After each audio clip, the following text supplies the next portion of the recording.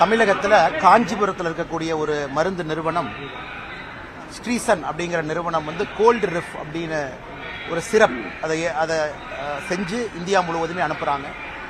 அது மத்திய பிரதேஷ், ராஜஸ்தானில் 2 இடத்துல குழந்தைகள், மத்திய பிரதேசில் இதுவரை 11 குழந்தைகள் அந்த சிறப்பு மூலமாக இறந்திருக்கின்றார்கள். ராஜஸ்தானில் 2 பேருக்கு மேலே. அது சம்பந்தமாக 2 மாநிலத்தினுடைய காவல்துறையும் வழக்கு பதிவு செய்து நடவடிக்கை எடுத்து வர்றாங்க. ஒரு எஸ்ஐடி டீமும் கூட காஞ்சிபுரத்துக்கு வந்திருக்கு. ஆனால் முதல் விஷயம் வந்து மருந்து வந்து கண்டாமினேஷன் அப்படின்னு நம்ம சொல்லுவோம். அதாவது இருக்கக்கூடிய மருந்து வந்து கெட்டு போச்சு.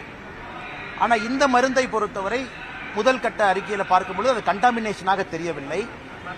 அது யாரோ டையத்தில் கிளைக்கால் அதில் வந்து கலந்துருக்கிறாங்க. யாரோ வந்து ஒரு தேவையில்லாத ஒரு பொருளை உள்ளே கலந்து அது கிட்டத்தட்ட பாய்சனாகவே அது மாறி இருக்கிறது.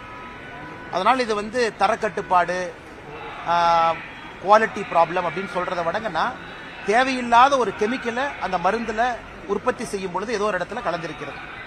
அது கவனக்குறைவா இல்லை வேண்டுமென்றே செய்தார்களா, ஒரு பேட்ச் மட்டும் பிரச்சனையாங்கிறதுக்காக நம்ம வெயிட் பண்ணுங்கன்னா, ஏன்னா தமிழ்நாடு அரசும் இதை கையில் எடுத்திருக்கிறாங்க. அதனால் என்னை பொறுத்தவரை இந்தியன் மெடிக்கல் கவுன்சில் சொல்றாங்க இந்த மாதிரி எல்லா இடத்துலையுமே மத்திய அரசு இந்தியன் ஃபார்மகோபியா கமிஷன் ஐபிசின்னு ஒரு அமைப்பு இருக்கு, அவங்க இதை பார்க்கணும்.